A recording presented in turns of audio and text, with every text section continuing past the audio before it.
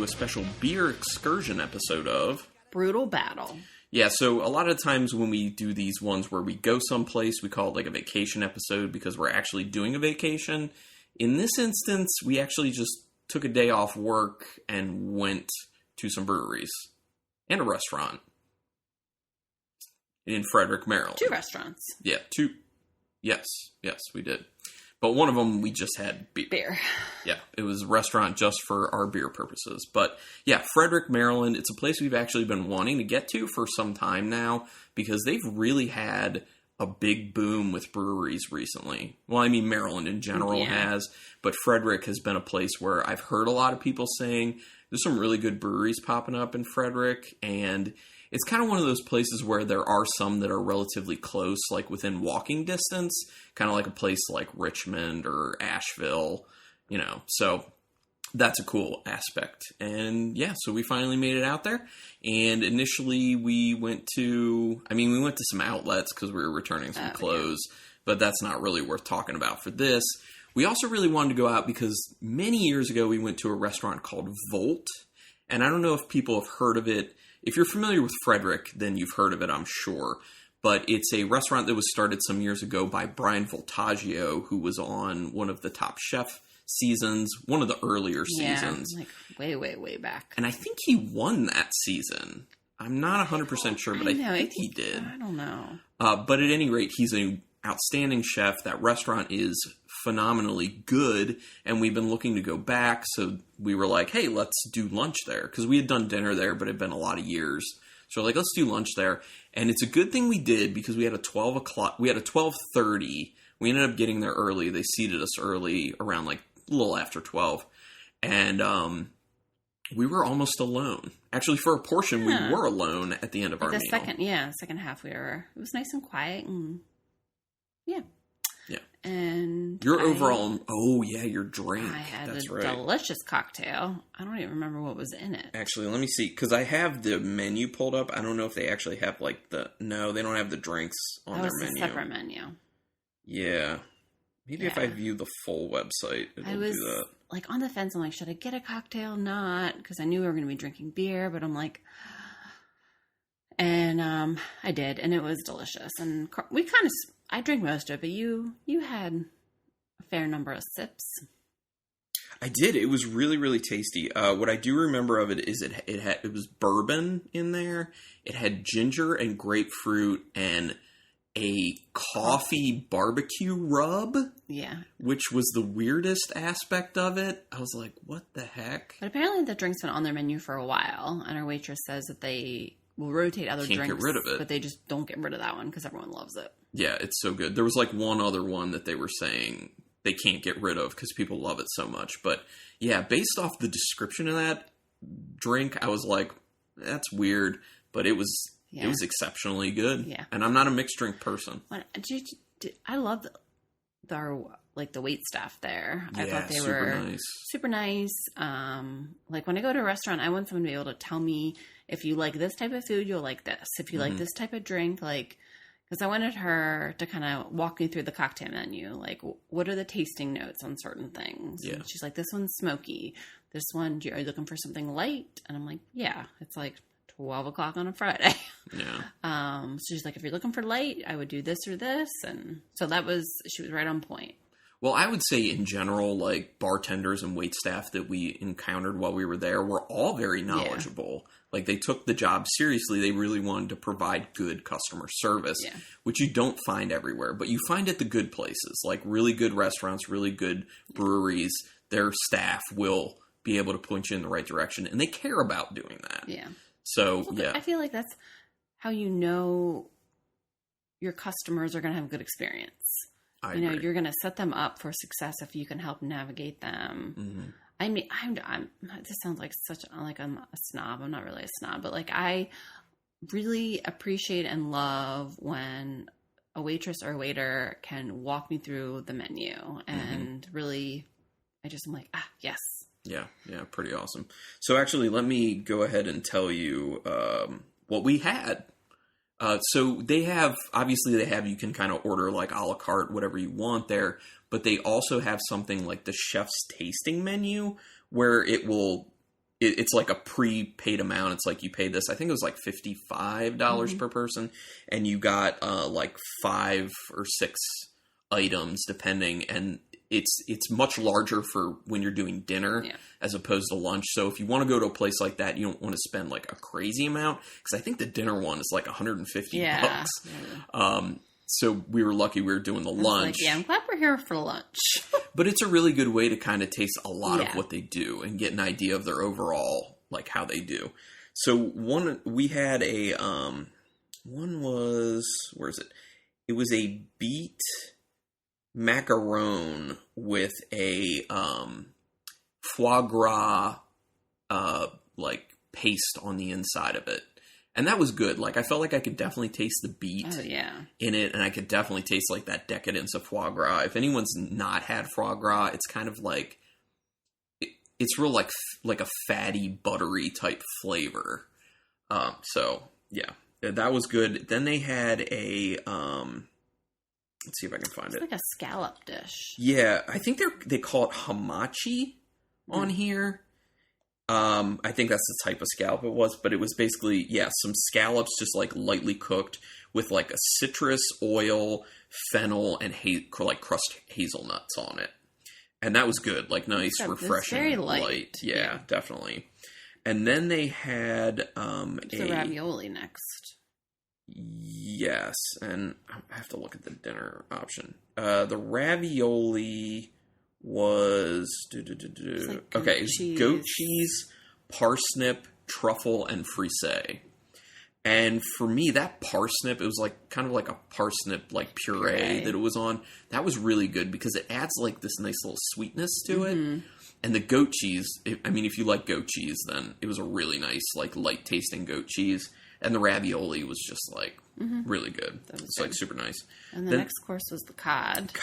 And it was cod with cannellini sea beans, country ham, and green apple, which sounds really weird, like a weird combo, but it really worked. And it was interesting because it made, like, I felt like the beans made it taste like more hearty. The beans, in addition to the ham, made it taste like way more of like a hearty meal. And that was really, really tasty. And then they had a New York strip that was done with broccoli rabe, which was kind of like minced in like a blender and on the side. And then a roasted cipollini, which I don't really know specifically what that is, but, you know. Must have been an onion. Yes. It seemed kind of like an onion. Well, it tasted like an onion. But that steak was super moist. Super, like, almost melted in your mouth. Like, it was very easy to chew. And it had, like, a really nice kind of thin, crunchy, like, salty crust on the outside, which I love with my steak. And those were just, like, that was my favorite of all the courses. Because it was just, like, hit all the notes. The ravioli and the cotton butter. Yeah. And then the dessert was a chocolate mousse cake with hazelnut and then a cherry balsamic sorbet, which we liked the actual dessert, but I feel like you felt this way too, did not like the sorbet because the balsamic in it was ridiculously strong. It was so overpowering. Like, and I feel like you couldn't get a lot of the balsamic character, like the notes. Vinegar. It was just vinegar, yeah. It was like, I could taste the cherry, but it was so much vinegar, it started to overpower it a lot, like, real quick. And you know how, like, if you have a lot of vinegar, it can kind of feel like it's kind of, like, making your tongue feel raw? It was doing that. And I'm like, I want to taste this actual dessert. I don't want to have my tongue feel like it's been, like, burned, kind of. So we just pushed that aside. But the dessert itself was very good. So overall, I would say it's an awesome, awesome place to eat. If you are, willing to pay that type of money for food, it is 100% worth it. It's sometimes a once-in-a-lifetime experience, depending on where you live. For us, twice in a lifetime at the moment. Or more. but the last time we went was, like, probably 6 or more years ago. Yeah. It's been a long time. Well, it's like, it's the place that you're not going to go to all the time. Right. Because it is expensive. Well, and the first time we went will not be rivaled because we splurged like crazy because it was this thing called Table 21, which I don't think they do anymore, but they serve you 21 courses. They're not like huge. You can eat them all while you're there, but it took us 4 hours to eat that meal. So it was a lot of fun because you get 21 different courses that all taste amazing and they're so different. But it like you feel exhausted by the end because you're like, I've been eating for 4 hours. Now I feel really full. But it was just a cool experience to have done once. Okay, so, my glass is empty. I know. All right, so we're doing something kind of different with the beers here. Usually what we'll do is we'll have 4 beers on, and it'll be all different beers from breweries out in that area. But we decided to like freestyle it. So 2 of the beers are from the same brewery because we really like their stuff the most. And then another one is actually not from a brewery out there, but it was from the restaurant we went to that had an amazing tap list, and this was one of the beers we really enjoyed. So, but it is a Maryland brewery. So the first one we're going to drink right now is the Impressionist IPA by Old Mother Brewing out of Frederick, and Old has an E at the end. Otherwise, everything else is spelled the same. And it is 6.3% alcohol. 16-ounce cans. And these are sold in 4-packs at the brewery. Yep. Which I'm all about. I love it when breweries can a little something so that when you come in, you taste their stuff in the tap room, you can leave with something. I feel like I understand why some breweries really can't do that, just because you have to spend money to get canning done or put in a canning line or whatever. But if you can make it happen, it's awesome. People would really like that. Plus more sales. So it's like a hazy style IPA. It's not super hazy though. I mean, it just looks kind of like yellowish, orangish. It just smells like it's like mango and pineapple. Totally agree with that. And like candied orange.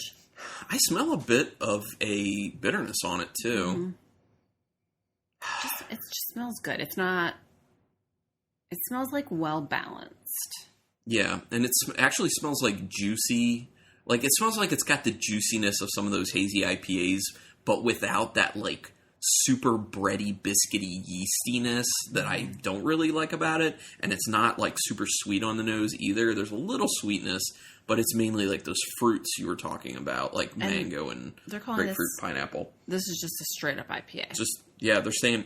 Well, on their menu at the brewery, it said hazy IPA, but on the can it just says IPA. Which, whatever. So, I mean, I view it as somewhere in between, to be honest. Yeah. So. Okay, so I tasted it. I think I love it. I think it was... We had it... This is a very nice IPA. We liked it there. When we got the recommendation to go there, we were told, try this beer. Yes. And we did, and we liked it there, and I like it now. So it does have a little bit of a cereal note on the finish, which I'm totally fine with, which kind of blends with a little bit of a hay alfalfa type deal. But it's got a lot of that fruit up front that tastes just like what I was smelling and you were smelling. It's like fruity, but not like super sugary sweet. Mm-hmm. Like there is some sweetness because of the fruit. Mm-hmm. And I am perceiving a little bitterness on the end. Not much, there's but kind of like... It keeps it in check. It's kind of like a medium-low bitterness, in my opinion, which leads me to what I was saying before. Like, I feel like it's kind of an in-between of, like, a West Coast-style IPA and a hazy IPA, which I'm good with. I really like it. I'm totally down. Yeah, this is a nice beer. And the sweetness is more present than what you get in the nose, but it's not a problem. It's good. I like this beer. I'm glad that we have 3 more. Mm-hmm. Yeah. Sometimes, like... we've talked about this, like, partly what you drink and how much you like it is the experience. Yeah. So I'm always, like, hesitant when we bring beers back from someplace, and I'm like, am I going to like it as much as I did then? Am I going to like it more? Am I going to like it? But I think this one kind of measures up. Yeah, I agree. It's what I remember. Well, I don't want more water. I want another little sip, because we're going to... Yeah, we're going to talk a little bit. But So... After Volt, during Volt, it was like pouring down rain. Yeah. So thankfully there was a break in the weather. We Oh, no. Yeah. Then we went straight to White Rabbit. Yeah, White Rabbit Gastropub, which is only like 2.5 blocks maybe from Volt. Mm-hmm. So very manageable, especially with the little window we had with the rain letting up. Yeah. Because it did end up raining for a bit while we were at White Rabbit. And White Rabbit, like, okay, you describe what White Rabbit's like. Because it's not like a normal... I had been there before. Right. Carlin's like, I hadn't been to Frederick. I have spent a lot of time in Frederick. I did an internship there in college. And it is kind of a halfway point for me to meet some of my college girlfriends. So I had been to White Rabbit before. Carlin was a little jealous. Yeah, well, because I know that White Rabbit is supposed to have a really awesome tap list, and a guy we've talked about on the podcast a few times, Ben Little, after he was done being the head brewer at Manor Hill Brewing in Ellicott City, he went out to Frederick and helped open White Rabbit and set up their beer program there. So that dude knows his stuff, brewing and otherwise, so that's why it started on the right foot. So I had been there, and obviously their tap list was awesome. They have 38 taps. But White Rabbit itself it's kind of hard. It's hard to find because it's like kind of like down an alley and around the corner, and it's kind of behind a parking garage. Mm-hmm. That's one thing I do like about kind of like the downtown area of Frederick is there's several parking garages, which makes parking like you can find street parking, but if you can't, there's other places to park. And the parking garages are not crazy expensive either. No, we were there all day. Nice. It was like $1 an hour. Yeah. Totally affordable. Yeah. Like, totally worth it. So we went into White Rabbit. It's a gastropub. They have 38 taps. We sat at the bar. I would have liked to try some of their food, but we were pretty full. But you've had their food before. Yeah, it was good. Yeah. It's like upscale bar food. So this is the point where we need to tell you that we had a really awesome bartender. His name's Todd Mazzy, and he was just a super nice guy. Once again, like we were saying, very knowledgeable, very much looking to help us find what we wanted to drink. Asking us pointed questions of like, what do you really like? What are you really looking for? And just being like, oh man, you should really check out this one. I think this one's really good. So we should have picked his brain before we ordered. Yeah, but but the problem, too, is, until you get into a conversation, you don't know if someone's actually a helpful bartender or not. Because sometimes, I've had people recommend things, and I'm like, heck no, I would never drink that. Right. Or I've had bartenders who have no idea what styles mean for beers, really. Right. Just don't have a beer education. Obviously, Todd does have a beer education. So we each ordered 4? Ordered 4, but we ended up getting 2 more. 2 or 3 more. So I think we had 10 beers total. And So I'll let you know what we had. We had a few by RAR Brewing out of Cambridge, Maryland, because they just had a bunch of them on tap. Yeah. Plus, we can't have them around here. I mean, a few bars near us will get them here or there, but it's usually 1 tap at a time. So they had a bunch. So my favorite of one of my favorites of the RAR that we got was Maryland. And it was a hazy blonde ale. Yeah, I did not care for it. I liked it because to me it had a lighter body than an IPA, but a good hoppy citrus flavor and a little bit of bitterness. And I just really liked that one. I thought it was really tasty. I didn't care so much for this one. Their Pulpsicle Pale Ale. That was just okay. Hazy Pale Ale was really sweet. It was overly sweet. Same with their Hyde. We had their Hyde IPA, which is crazy to us because when we went to Savor last year, we had their Hyde with, I think it was with Galaxy hops, and that was outstanding. But this one, just their straight Hyde, was just really sweet once again, and it wasn't very good in my opinion. I wasn't digging it. But like I said, that Maryland was really good, and I will say the other beer that we have here, one of the beers we have in a crowler that we brought back from White Rabbit is an RAR beer that was one of our favorite beers we had there, period. This was after we got recommendations from Todd. Because we were talking about something, and he's like, our 2 best ones you guys didn't get. And I'm like, well, why didn't you tell us? Yeah. He's like, well, I didn't know how you were feeling about things. Yeah. I was like, I get it. It's like you meet someone, you're like, maybe you're dead set on something, maybe you're not open on... So once we started talking, we were like, okay, let's get those 2 that you recommended. And then I feel like then like Todd's on the, like his reputation's a little bit on the line because it's like he recommends these two, like. Well, and we also let him know at that point that we were with this podcast, and then he was like, two things kind of happened. I feel like internally he was like, oh, I need to like make sure that what I'm saying to them is something that like they're actually looking for, like what I'm recommending. But also it flipped his switch and he's like, oh, you know what you like. You know what you're talking about. So I can get like a bit nerdier with you. Then he started nerding beer. Which is always fun. But he did not steer us wrong with the two that he recommended. No, not at all. We were. And he did say that he was saying, what are you guys liking? And what was our favorite beer that we had was also one of his favorites, he said, which was the Firestone Walker 22nd Anniversary Ale, which if people haven't had it before, it's really good. Every year they do an anniversary where they blend their higher ABV beers together to just figure out what percentages of what blend together to make the most amazingly smooth, high alcohol, flavorful beer. And it's always that. It is always phenomenal. And that was both our favorite beers. That 22nd Anniversary was killer. I have to say that was... It's just so well done and finessed and smooth, and it's just like, it just like dances across your palate. Yeah. Then we had a Unrequited Love, which is a dark lager by Champion Brewing. They're somewhere out of Virginia. Yeah. I don't remember specifically where, but that was solid. For what, I mean, it wasn't the best of the lineup, but I think for what it was and for the style, I thought it was, Then we had, a beer by Werdaka Brewing Company, who isn't in Frederick, but they're not far from Frederick. I forget specifically where they are. It was their Runaway IPA with grapefruit, and that was tasty. Yeah, you got that one. That one was really good. Yes, that was one of the better hoppy beers we had.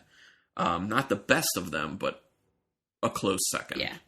Then we had RAR Brewing's Stack 'em High, which was an imperial stout with maple, I believe, like maple syrup. Delicious. So, for someone like you, I see where you really liked it. I tasted it, I took a few sips, and I was like, I think what they're going for, they did a really good job with. It's just not my thing, because I'm very iffy about maple flavor. It's just not a thing that I enjoy that much. Well, but they did a good job. I really liked it. Then we had the Quadruple Barrel Big Bad Baptist by Epic Brewing, who I believe is out of Utah. Also delicious. Yeah, so that one was like, if I can remember properly, we've had Big Bad Baptist, we've had Triple Barrel. This is the first time we've had Quad Barrel, so I was really excited when I saw it on the list, because it was like rum and whiskey barrel-aged imperial stout with the addition of barrel-aged coffee, barrel-aged cocoa nibs, barrel-aged coconut, and almonds.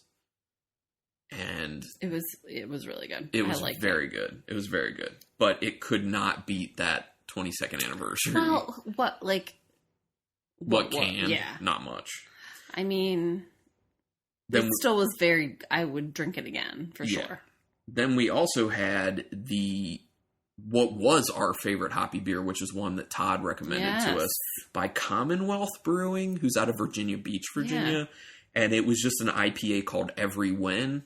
Really good. Really good IPA. They had a bunch of Commonwealth on there, but I kind of originally stayed away from it because I was like, I don't even know them. I haven't heard anything about them, but I've heard about all these other breweries. I want to try that stuff. But he was like, dude, Commonwealth, doing some really good stuff. Up and coming, yeah. Yeah, he was like, if you try just one thing on our list from them, it's got to be the Every Win. It's really good. And he was totally right. It's very, very good. And then the last one is one that's sitting in front of us. So I think that's time for us to pop that open. You know, while we were there talking, we're like, okay, like, where would you go? Beer-wise. Because, like, we knew we weren't going to be able to hit everything, and we didn't. So he's like, well, and I thought this was a really important distinction. He's like, do you want to go someplace for the best beer or the best atmosphere, or both, and then or food, you know? So I think that is really important too, because there's definitely places you and I like to go to that definitely doesn't have the best beer. It has good beer, but we like the ambiance there better, or we like something else about it better. So so he gave us some good recommendations, which we ended up kind of following, basically. Well, he gave us a lot of options. A lot of options. He was like, if you want best atmosphere, it'd be these places. If you want best beer, it's these places, in my opinion. If you want to stay close, I would go here because this is close to this, and you can hit this. It's like, if you want to go to another restaurant / tap room, you should go here. Yeah. And it's just, he had, and then liquor stores. Yes. He was recommending, he's like if you want to take some stuff home with you, these are great liquor stores to go to. Very helpful. Yeah. Well, he's like, this one has the best prices. This one has a good selection with people who know. I'm like, oh, geez. We were like, And by then I was like super hardcore buzzed. I'm like, I can't keep track of all this. So let's crack open the one beer we did. I almost said crap, but... I thought you did say crap. I was like, we're not crapping on this beer. No. Let's crack open the one beer we brought home in a crowler from White Rabbit.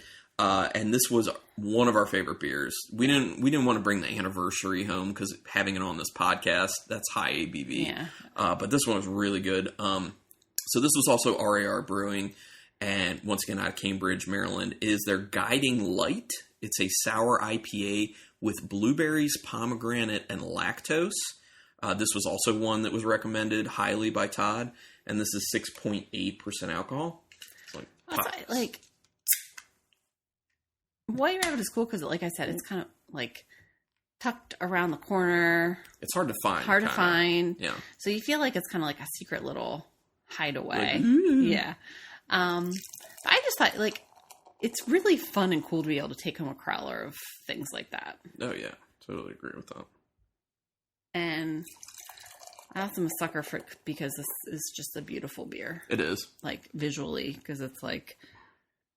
You know, the berries just make it like pretty, like dark, pinkish red. Go ahead and describe. It's like pinkish red. It has a nice fluffy pink, like light pink head. Mm-hmm. Yeah, it's like, it's very red. I love it. Yeah. Yeah, and you obviously can't see through it because there's fruit in there, so that's always going to make it that case. Smells like...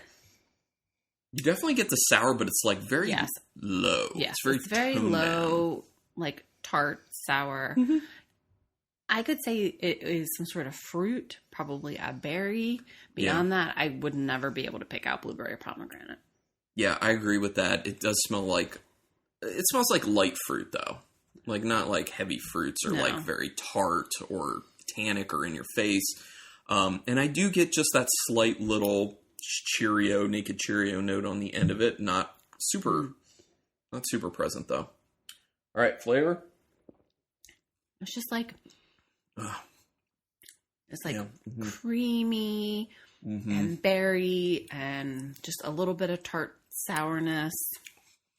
Yeah, it's just really good. Yeah, it's really good. So RAR is one of the breweries in the state of Maryland that is doing the better sour beers, in my opinion. It's mainly Burley Oak in Berlin, Maryland. Dewey, which is not in Maryland, but they're in Delaware, so basically Maryland. They're like right there. Yeah. And then RAR in Cambridge. And they're all not like crazy far away from each other. They're all like we could say that's general area. Of what we've had. Mm-hmm. But I don't know that many breweries that are doing these lactose sours, to be honest. You just said sour. Yeah, that's all I was saying. Like this type of sour. Well, or what I really, sour in general. What I really mean, well, actually, in my opinion, sour in general, but I was thinking specifically like fruited lactose sour. Okay. Not a lot of breweries are doing that in our area, but it's mainly Burley Oak, RAR, and Dewey that we can. Because we haven't, like, sour in general, Sapwood Cellars. Yeah, we haven't been to Sapwood yet. There, yeah. So, but this beer is just so smooth. It's just like creamy and fruity and easy to drink. Yeah, and this is what people would kind of say when they talk about like it's like a smoothie sour.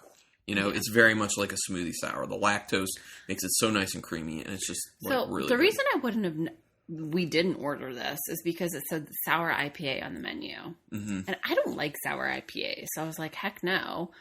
But it didn't say lactose, blueberry, pomegranate. No, it didn't. And I don't know why it's a sour IPA. I mean, the base of it may very well be an IPA. Yeah. It's just, I can't tell that. So to me, it just comes off as one of those fruited lactose sour ales. Yeah.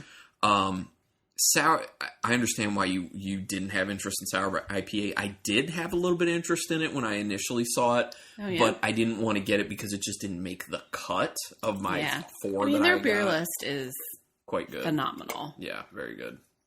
But yeah, so typically with sour IPAs, they are more tart.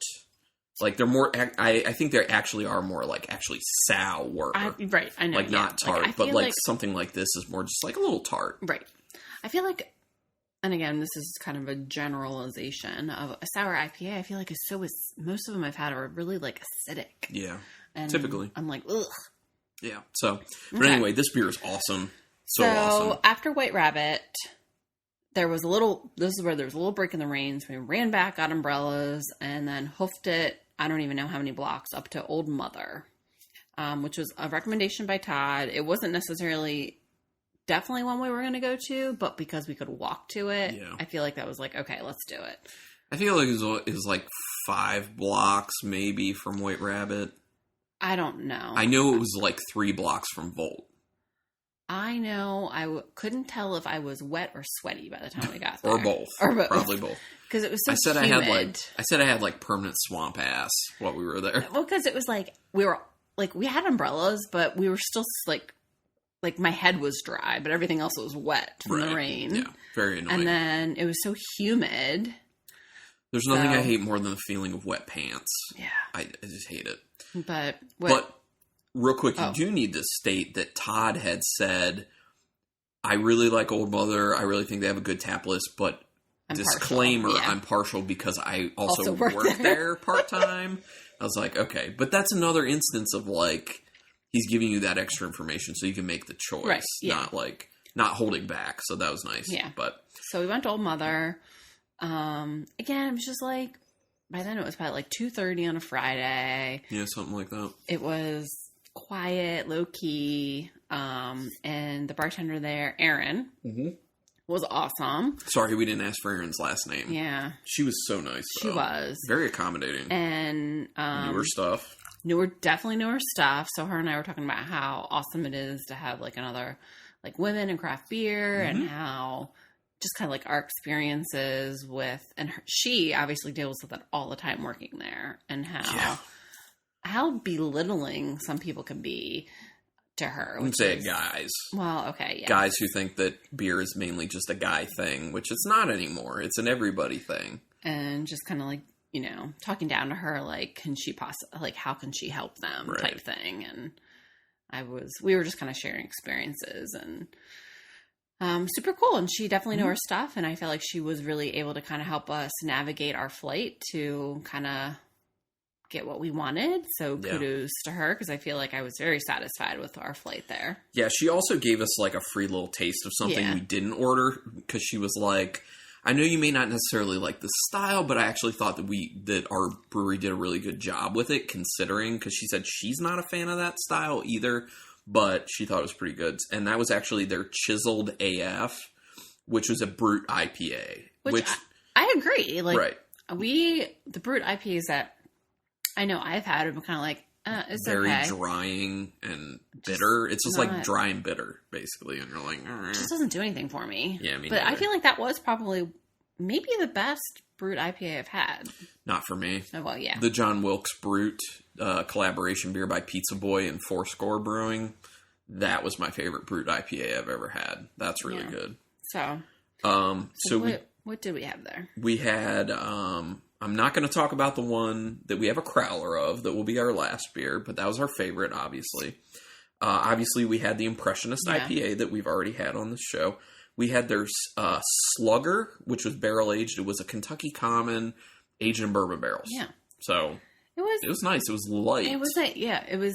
I thought it was kind of interesting to have a beer with those darker flavors, but lighter. Yeah, it was just like an amber ale that was bourbon barrel aged. So it had like a little bit of like a woody tannic note from the barrel, a little bit of a spirit hint, but it wasn't heavy or anything. It was very light. Was like very sessionable. It's decent. Their Stingray, which was a citrus Berliner Weiss. It's a solid Berliner. Yeah. Tasted nice, citrusy.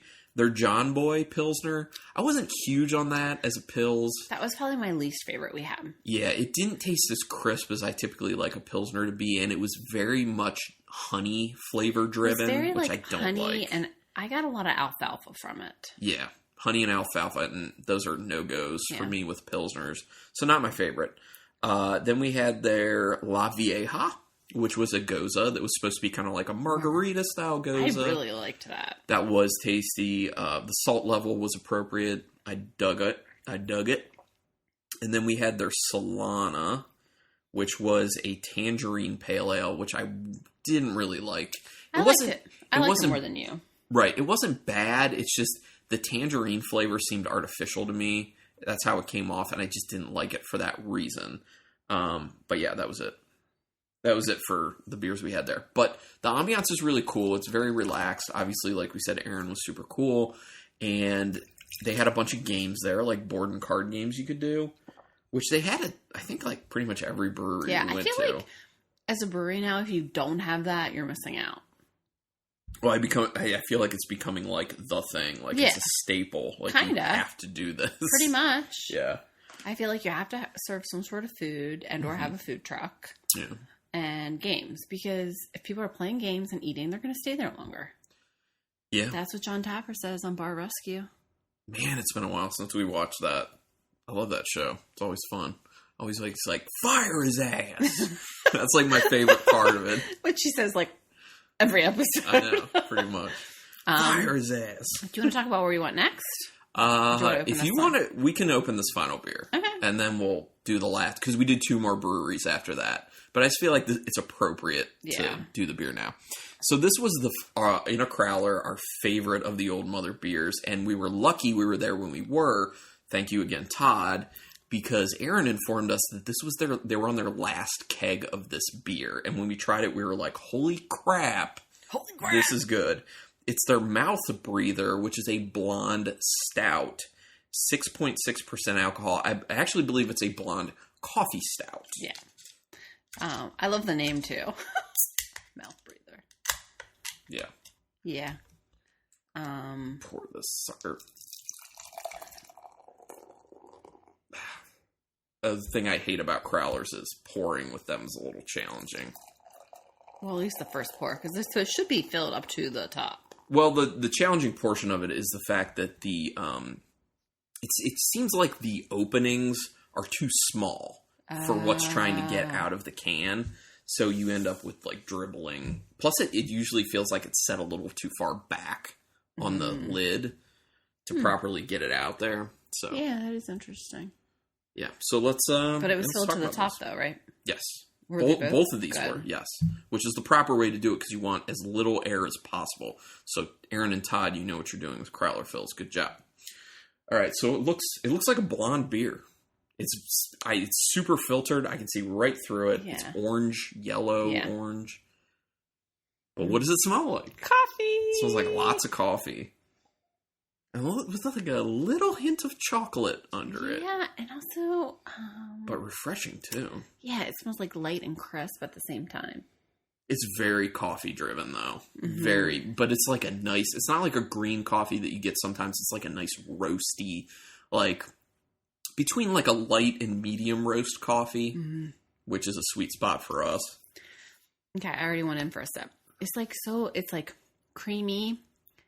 I feel like it kind of reminds me a little bit of the Cookies and Cream. Oh, by Burley Oak? Mm-hmm. Yeah. Yeah, I can see that. Mm-hmm. It is very, like, creamy. Yeah. Yeah, it's like chocolate and coffee and a little bit, I don't know, it's kind of weird. It's coming off a tad bit mapley, too. There's definitely some sweetness in there. But this is one of the beers that we were saying how, like, not many people do a blonde stout and how we really like them. And she said, yeah, people come in all the time and they're like, you can't have a blonde stout. A stout's supposed to be dark. Yeah. Well, then we got on this whole topic of whatever happened to this being a thing. Because I was like, in addition to what happened to doing blonde stouts, what happened to doing coffee IPAs? Right. That's something I've been complaining about. But then she was like, yeah, and what happened to Cascadian Dark Ales or Black IPAs? Yeah. And then I was like, have you had Uinta's Rise and Pine? And she's like, yes, it's awesome. I was like, yes, it is. More people should be doing these types of beers. Yeah. But if they don't sell, they don't sell. So I understand it. So after that, we hoofed it back to the car, and then we drove to Attaboy. And we actually ended up eating dinner at Attaboy, which was good and bad. Yeah, we're not sure if... Well, we don't know, because we ate a lot. We ate and drank a lot of stuff during the day. True, yeah. And as you get older, your body just doesn't tolerate eating That's true. Weird shit. But so the food truck, they had food trucks. The Mexican food truck probably didn't help us. Right, yeah. We had this Mexican food truck. I think the truck was just called Traditional Authentic Mexican Food. Like, that was just the name of it. So we had these burritos with brisket, like bean and rice burritos with brisket and cheese and like pico de gallo and avocado and sour cream. And I'm not kidding when I say it's the best Mexican food I've ever had, taste-wise. It hurt coming out. Well, we don't know. We can't say for sure that's what. It may have been a contributor. It may not have been the reason. Yeah. I don't know. But it tasted amazing. Yeah. So while we were there, we did 2 flights. Mm-hmm. Which they're flights of 3. Yeah. Which I find weird. So we got 1 flight, and then we kind of just wanted to try 2 more, and then we were like, we might as well just get another flight. Yeah, because the pricing was like, it was like $3 for 2. Yeah, no, it was $3 per taster. Yeah. And $7 for 3. So she was like, oh, I just want to try this one and this one now. And I was like, well, we might as well get a third because then it's just an extra $1. Yeah. And she's like, oh, yeah, so we'll do that. And then we had to be kind of choosy, discriminating about what we actually drank because it was getting later. And I was still having to drive home, which was like an hour and a half drive for us. And at this point, there's no way in hell I was driving. Mm-hmm. And it's hard to know. Like, would we have enjoyed the beers more if that was our first stop? Maybe a little bit. You know what I mean? Like, I always feel like that definitely has an influence. Yeah. We also didn't really interact with people all that much while we were there. Because by this time it was like... busy. Yeah, but this time it's like 5 o'clock. Yeah. Plus, from what I understand, Attaboy is one of, like, the real popular spots now. So it was packed. Yeah, it was very packed. So, beer we had their Sporto, which is a grisette, which was solid. Yeah. It wasn't like my favorite grisette, but it was a solid grisette. Pretty good. We had their Juice Master 5000, which we were told had to get, which is a New England style or hazy imperial IPA. I didn't like it at all. I thought it was finish it. I thought it was a very unimpressive beer, to be honest, which is weird that people would be like, you got to have that beer. It's so good. It's so popular. And I was just like, really? It tasted like, maybe it was just that batch, but I didn't taste juice. Like, it's just called Juiced Master. No. Like, it almost had no flavor to it, to be honest. Yeah, it was just kind of like a nondescript IPA that I didn't want any more of. It was very much overpowered by that kind of hazy IPA yeastiness and biscuitiness. And yeah, there just wasn't much going on. I really did not like that beer at all. We did like the Tarts McGee. Yes, Tarts McGee was the next one. That's with passion fruit. So it was just like a tart ale with passion fruit. That was good. The passion fruit was very nice in it. Then we had... That was our first flight. Yes. And then our second flight was better. So we got 2 Idiots, which was their Hefeweizen, which I really liked that beer. That beer was very good. It's one of the better Hefeweizens I've ever had, to be honest. It was super flavorful, super tasty. And for me, I don't like Hefeweizens that are like super heavy on like overripe banana flavor and like super present clove. It wasn't. It had like just the right level of those notes, and it was just refreshing at the same time. Yeah. That beer was really impressive to me. I like that a lot. You like that? I like the Mermaid's Blood better. Yes, and that was a blonde ale with hibiscus added. Mm-hmm. That was good. I did like that, nice. But I was just so focused on that 2 Idiots because that was just kind of magical, to be honest. And then the other one that we had in that flight that we also really liked Fredhead Red, which is just like a red IPA. Yeah. It was really tasty. It had like a bit of like a peat smoke note to it that was really good with like the hoppiness and the bitterness to it. Because it wasn't a hazy style. It was like, you're going to get actual bitterness on this. What are you doing? Rebecca's picking up a cookie. So when we left Volt, they gave us 2 nice, thick, huge chocolate chip cookies. And we decided to eat the one on the show. So it's been sitting here in front of me. And Carlin said, you can't eat it till we drink all the beers. That's true. So now I am. So initially what I wanted to do was have the cookie on podcast so we can kind of talk about it. And what makes sense is to have it at the end of when we talked about Volt, but I didn't want it to mess with our perception of the flavors in the beer, because it definitely would, especially with the blonde stout at the end. So Rebecca's actually not saying anything about the cookie, just eating it. It's so good. Like, what's good about it? You gotta let people know. A really good ratio of chocolate chips to cookie. It also is like nice and soft. And it was even softer. Yeah. The day we got it. No, this is a perfect level of softness. And there's also a little salt on the outside. Mm-hmm. Yeah, that salt really does a lot for it too. Yeah, I like it. So good. Who's not going to love the hell out of this cookie? Because the other thing is this, like, chocolate chip cookies are easy to get. A lot of people make chocolate chip cookies. But barely anyone makes a legitimately good chocolate chip cookie. These are phenomenal chocolate chip cookies. So, if for nothing else, I would say just go and get, like, a food item or 2 at Volt, keep it low cost, and get that damn cookie. Why don't they always do it? Oh, yeah, that's true. Well, ask for it. Like, I don't think they turn you down if you said, can I get one of those cookies to go, or 2 of them, or whatever? Yeah. Part of me wants to just go back for the damn cookies. Yeah, let's go back. Yeah. Okay. It does, it murders this blonde stout, though. Okay. That cookie destroys it. All you get is coffee, and you get the worst parts of coffee. And it tastes like acrid, not that great. Okay, well, I'll wait till I drink more. Yeah, you'll have to wait for a bit. But, in the last place, then everyone's like, well, if you go to Attaboy, you gotta go to Idiom Brewing. And we're like, okay, we'll walk there. And we're it's like a 2-minute walk. We're like, oh, it's like literally right over the bridge. It's right there. And apparently, it's a very new brewery. Like, very new. And I could tell that because when we walked in, it smelled new. You know what I'm talking? Like, when there's a smell like new construction. When did they open? I don't know. Actually, you have me intrigued. I will look up Idiom and find out when they were. And that place was packed too. Yeah. Well, it was the time. Well, yeah, it was Friday night after. It's probably like 6 o'clock by then. 2016? Not that new. Yeah, not that. I mean, that's what it says at the bottom of their website, so that's what I assume. So, yeah. So, I don't know. You had a lot of people say, like, oh, you have to go to Idiom. You have to go to Idiom. And again... It was my least favorite. It was my least favorite, too. It wasn't bad. It wasn't bad at all. So we had their Hopped Up, which was a West Coast style IPA. I was like, oh, sweet. Someone's doing a West Coast style IPA straight up.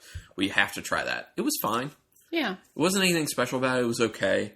Then we had their Forbidden Fruit, which was a smoothie sour with blackberry, apricot, vanilla, and lactose. That I enjoyed. Yeah, that was pretty tasty. That was maybe my favorite. Yeah, I would say that was my favorite of all of them.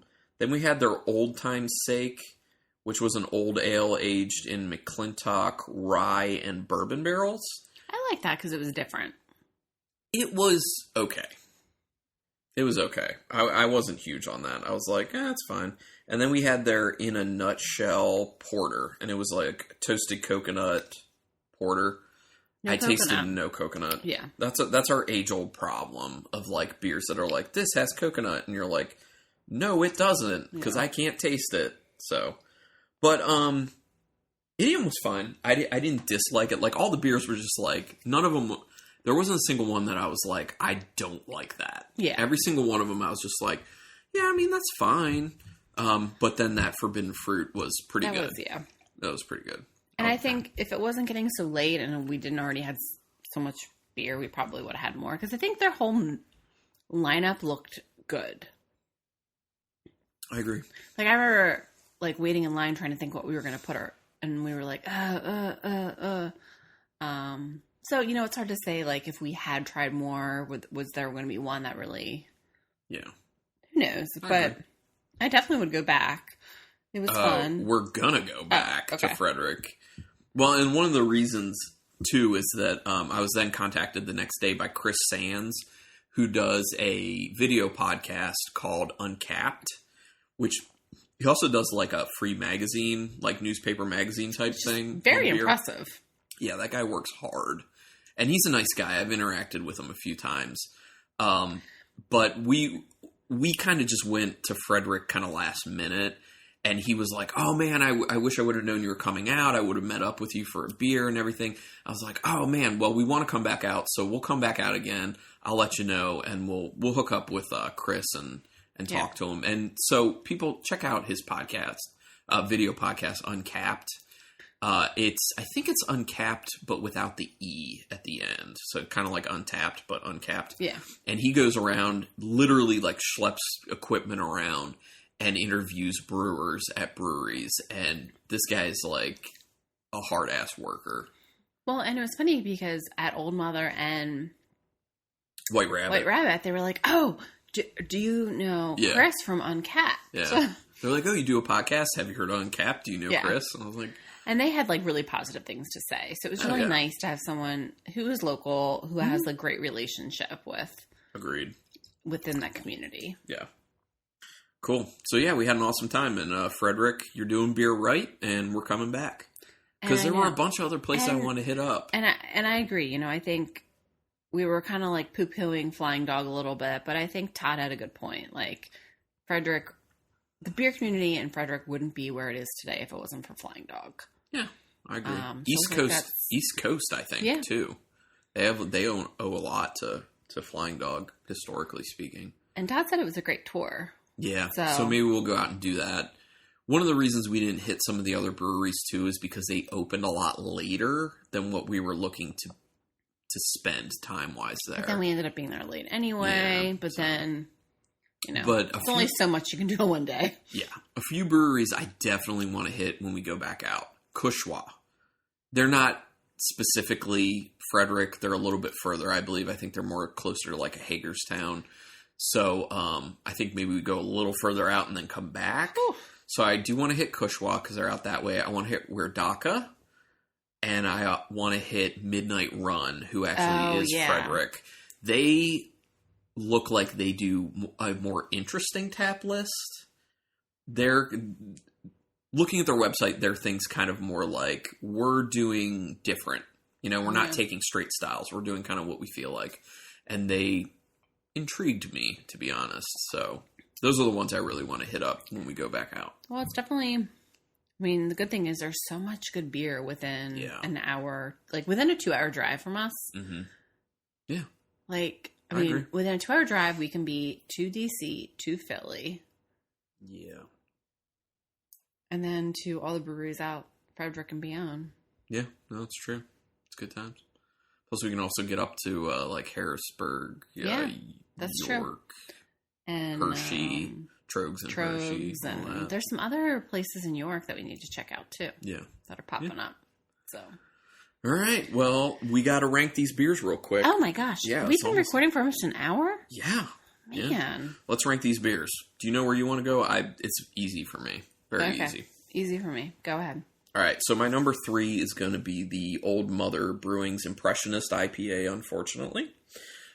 Still quite a good beer, but someone has to be in third. My number 2 is going to be the Old Mother Mouth Breather Coffee Blonde Stout. It is really good. I like it a lot, but that's my number 2. And my number 1 is the RAR Brewing's Guiding Light Sour IPA with blueberries, pomegranate, and lactose. That is so finessed. It is so tasty. It's so soft. And it's fruity, and it's wonderful. And that's my number 1. Okay. Interesting. Okay. So I'm very different than you. Mm-hmm. My number 1 is Mouth Breather by Old Mother. I figured. Do you want to guess my number 2? Is The Guiding Light? No. The Impressionist? Yeah. Wow. Okay. Yeah. The Impressionist, also by Old Mother. And then number 3 is The Guiding Light. Wow. Yeah, we're totally different. That being said, they're all really good. Really good. I mean, we're like splitting hairs here. That's true. We're going to finish all this. Yeah, so. And we'll probably fight over all of them. So yeah, but I still have cookie left. You don't. So I get to eat more cookie. How did that happen? Because I was talking while you were I was like eating ravenously. We haven't eaten dinner. I was like not even paying attention to the podcast. I was like a little cookie monster over here. Yeah. Like, well, like I said to Rebecca, this is being an adult. This is probably going to be our dinner. The cookie, this beer, and frozen pizza. This is why we cannot have children. Correct. Another reason. Yeah, no, that's true. Also, when we do these beer excursions, we wouldn't. Never. We couldn't. We wouldn't. Because I hate people who bring their damn kids into breweries, to be honest. Well, I won't say. Right. I won't say I do retract that. I won't say I hate people who do that. I'm fine with it if the kids are behaved. I don't like it when people are bringing in kids and then not paying attention to them and letting them just run amok. It's like, come on, man. Yeah. I have seen plenty of parents who are very good with the kids. They discipline them. They make sure they stay close. And we talked about that when we went to Hardywood. Yes. In Richmond. There was like... awful. What? Oh, no. No. That wasn't the place where it was awful. Union Brewing has had some awful problems. Yeah. No, Hardywood, there was like... And there must have been 6 kids. And like, it was a Friday night. Yeah. They were super well behaved. And you know why, though? The parents planned ahead. They had activities for the kids. They had snacks for the kids. And it was like... smart. There was always one adult kind of supervising the kids. Yeah. Like, one adult was like stepping away from the rest of the party, interacting with the kids. And then it was like, okay, you're it. Yeah. They had a system. And they just sat there and did whatever activities they had. Yeah. So, kudos to those parents, because... everyone who, if you do or want to take your kids to breweries, be like those parents. Don't be like the parents who are just like, I'm going to go to the brewery and just drink, and whatever my kids do, it's someone else's problem. Because there's plenty of that, and that sucks. Well, and you know what? And that's not just breweries. That's anywhere, though. That's true. You know? But particularly at breweries, it shouldn't be happening, because... what are the kids? It's a specifically adult place. Correct. That's true. So, anyway, on that note. Yeah. Thank you so much for listening, everyone. Thank you, Frederick, for doing beer right. And until next time. Keep it brutal.